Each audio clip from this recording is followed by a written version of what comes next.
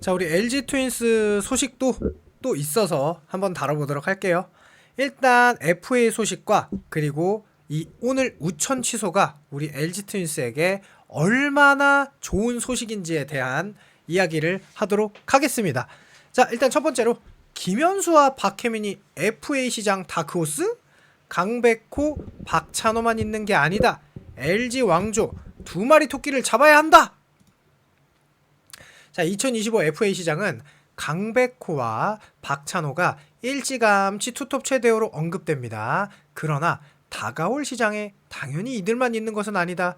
A급은 사실상 안 보이는데 베테랑 FA를 주목한다 하는 시선이 많다. 특히 정규 시즌 우승과 한국 시리즈 직행한 LG의 두 명의 굵직한 FA를 배출한다. 김현수와 박혜민이다. 김현수는 2021-2022 FA 시작에서 4 플러스 2년 계약을 맺었다. 올 시즌을 마치고 플러스 2년 옵션이 있는데 이걸 충족하지 못해 FA가 된다는 게 관계자들의 설명이다. 저게 아마 3할이었을 거예요. 3할을 달성하냐 못하냐. 박혜민은 같은 시기에 맺은 4년 60억 원 계약이 올 시즌에 끝난다. 이들의 존재감은 두말할 게 없다. 김현수는 최근 리그 최상급의 클러치 히터라고 보긴 어렵다. 하지만 3할이 보장되는 타격 기계로 통했지만 최근 5년 연속 3할을 치지는 못했지만 거의 3할 근처였죠. 그래도 늘 건강하게 140경기 안팎을 소화하고 올 시즌에도 타점도 90개를 올렸다. 그리고 LG 트윈스는 김현수를 2018년 시즌을 앞두고 영입하면서 팀 문화가 완전히 바뀌었다라는 평가다. 김현수를 업계에서 높게 평가하는 결정적인 지점이다. 숫자로 찍히지 않는 선한 영향력이다. 좋은 야구, 좋은 자세, 좋은 마인드를 솔선수범해서 보여주니 LG가 왕조의 초석을 다질 수가 있었다. 실제로 김현수 선수가 이 L2B에서 2000 야구장에서 보시면 최원영 선수를 정말 끝까지 남아서 거의 뭐 코치죠. 이 정도면은 감독이나 코치인데 최원영 선수 이제 수비를 어떻게 하는지 진짜 계속 외야 끝자락부터 들어올 때까지 계속해서 알려주고 이러기도 하고 실제로 뭐 박관우 선수나 여러 신지급 선수들과 실책을 했을 때 챙겨주고 안아주고 그리고 뭐 이게 마지막 끝내기 안타를 쳤던 천송호 선수한테도 타석에 들어서기 전에 어떤 공을 노려라 해가지고 그 끝내기 안타까지 쳤던 완벽한 그런 정말로 이게 김현수 선수 그 가치 이상 김현수 선수가 책임감이 강한 성격이잖아요. 그래서 단순히 자기 성적만 내는 게 아니라 왜냐면 김현수 선수는 사실 이룰 걸 다 이뤘던 선수라고 봐야 되거든요. 이 타격 재능 하나만으로도 메이저리그를 진출할 정도의 김현수 선수니까 본인의 성적도 중요하지만 팀의 문화와 팀의 성적을 우선시하는 진짜 책임감 있는 이 김현수가 반드시 잡아야 되고 사실 성적도 좋은데 이따가 보여드릴게요. 그리고 박혜민은 리그 최고의 공수 겸장 중견수다. 놀랍게도 LG에서 뛴 4년 내내 144경기에 모두 나갔다. 부록 비상으로 기록이 끊길 위기도 있었지만 박혜민 선수는 결국 해냈죠. 2할 7판풀대의 타율, 4, 50개의 타점에 최근 2년 연속 40도루 이상의 올 시즌 도루왕, 리그 최고의 테이블 세터 요원이자 최고의 외야수 수비 도미노 피자, 안타를 못 쳐도 수비의 상대의 안타를 하나나 두 개를 지우니 결과적으로는 박혜민으로부터 두세 개의 안타 효과를 누린다. 김현수는 30대 후반이라 C등급, 박혜민은 B등급이 예상된다. 외부에서도 김현수와 박혜민을 영입하는 것은 엄청난 효과가 있을 것이라고 얘기가 나오고 뭐 롯데의 김태형 감독님이 김현수가 필요하다, 박혜민은 하나로 갈 거다 여러 가지 이야기가 있는데 반드시 LG에 남아서 은퇴를 해야죠. 현재 이들에게 관심 있는 타구단들이 있죠. 상황에 따라 강백호와 박찬호처럼 영입전이 치열해질 수도 있다. 단 김현수와 박혜민이 LG에 대한 로열티가 높은 편인 것으로 알려주었다. 지금도 리그에서 가장 좋은 전력과 문화를 갖춘 팀인데 사실 떠날 이유가 없죠. 네. 자, 그래서 보시면 박찬호 선수가 이제 유격수로서 4.56의 WAR을 가지고 있어요. 그리고 강백호 선수는 WAR이 1.68이거든요. 그런데 김현수 선수가 WAR이 3.36으로 강백호 선수와 비교도 안 되고 이 박찬호 선수보다는 조금 낫다. 그리고 국내 선수로는 18번째 WAR을 가지고 있는 기록 수치예요. 그리고 이 박혜미 선수는 무려 4.55의 WAR이니까 이 4.55라는 건 박찬호 선수와 동급이다.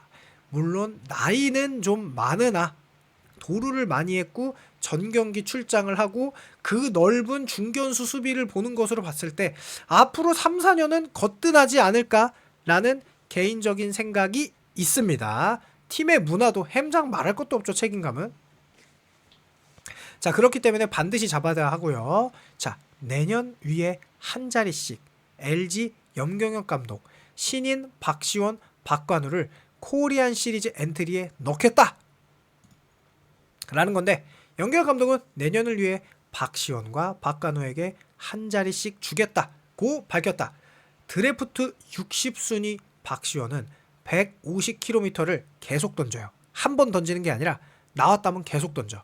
그런 우완으로 정규 시즌은 2경기 등판했는데 되게 재밌는 건 볼넷은 5개인가 줬는데 피안타는 하나도 없습니다. 15일 청백전에서 3자 범퇴로 이닝을 끝냈고 최고 구속은 153. 그 다음에 또 나와서 역시나 또 무실점을 기록했죠. 그리고 50순위 박관우는 7월 10일에 데뷔 홈런을 쳤어요. 그리고 응원가도 벌써 생겼죠. 그 응원가 생겼을 때 2루타를 치면서 응원가에 화답을 했던 우리 박관우 선수. 39경기에 나와 타율은 2할 6푼 4리 홈런 2개인데요. 저 기록은 조금 이제 안 좋다, 더 높게 봐야 된다는 걸 이따가 말씀드릴게요. 염경엽 감독님은 2년 연속 신인에게 포스트 시즌 기회를 줬다. 23년에는 김범석. 그런데 살이. 자, 24년에는 이주헌이 엔트리에 오르고 이주헌 선수 보여줬죠. 확실하게. 자, 이 박관우 선수가 키 174에 82kg. 단단한 체격. 그리고 시즌 타율이 2할 6푼 4리. 출루율이 3할 1푼. 그러면서 이게 되게 안 좋은가 했는데 이게 최근 10경기가 8푼 3리잖아요. 그런데 13번의 타석 중에 실제로 12번의 타석밖에 기회를 얻지 못했어요. 몸에 맞는 거 하나에 이 최근 10경기는 다 대타로 나왔으니까 아무래도 이 9월 달부터 가을 야구 데뷔로 들어가면서 박관우 선수의 자리가 없어서 타격감이 차갑게 식은 거거든요. 이 선수가 지금 8월 달에는 그래도 꾸준히 나름 경기에 출전을 했어요. 그래서 3할 2푼 4리였어요. 이때만 해도. 출루율도 3할 7푼 5리였고 OPS가 0.889였어요. 삼진이 하나도 없을 만큼 방망이에 물이 올랐었거든요. 그런데 아무래도 이게 듬성듬성 출전하면은 아무래도 타격 밸런스를 잡기가 어려워요. 꾸준한 경기 출전을 해야 100타석 이상을 출전 받아야 이 선수가 타격에 재능이 있는지 없는지를 확인할 수 있는데 지금 겨우 58타석의 기회를 얻었다는 거예요. 일반적으로 신인을 키울 때는 100타석 정도를 줘야 되거든요. 그런데 너무나 적은 타석을 주다 보니까 아무래도 좀 타율이 많이 낮아졌는데 그럼에도 불구하고 훌륭한 모습을 이미 보여줘서 검증은 끝났죠. 이 선수가 잘할 거라는 걸. 자, 그리고 우천 취수가 있었죠. 이러면서 원태인 선수는 제 예상은 2차전에 100% 나선다. 제가 지금 뭐 예상한 대로 라인업도 맞추고 1차전 가라비또도 저는 뭐 시원하게 바로 맞췄잖아요.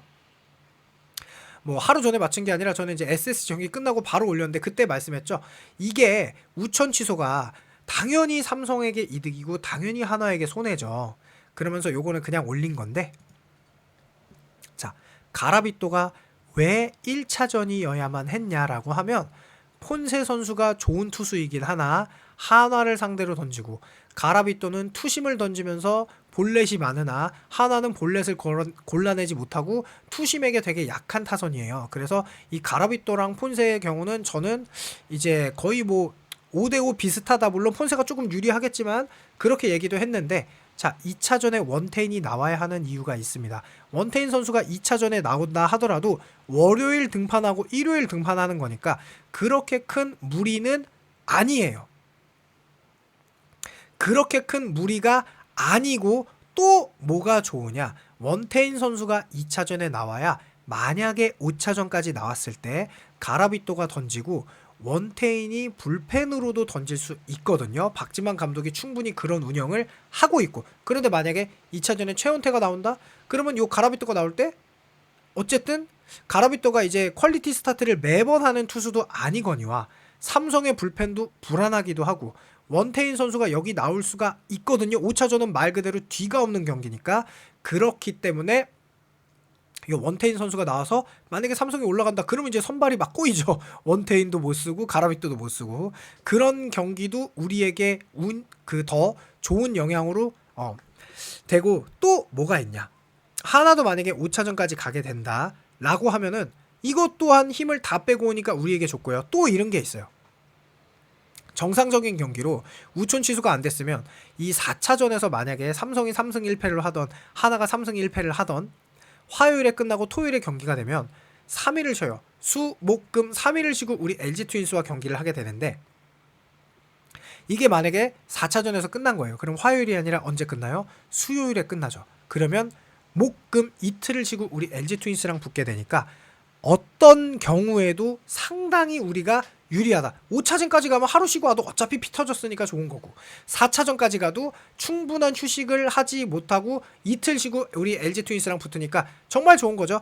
그래서 오늘 LG 트윈스의 어떤 좋은 소식과 여러 가지 있어서 제가 영상을 또 올렸습니다. 그래서 여러분들의 의견도 궁금하니까 댓글로 남겨주시고요. 저는 내일 또 1시 20분부터 이 플레이오프 1차전 중계를 할 테니까 많은 분들 함께 해주셨으면 감사하고요. 그리고 이 떡볶이 굉장히 맛있습니다. 이 떡볶이 굉장히 맛있으니까, 뭐 광고 이미 많이 해서 좀 떡볶이 맛있으니까, 비 오는 날은 떡볶이잖아요. 그리고 겨울은 떡볶이잖아요. 정말 맛있습니다. 가격도 싸고 드셔보시면 후회 안 하니까 이런 떡볶이도 있다는 거. 그러면 전 영상을 마치겠습니다. 감사합니다.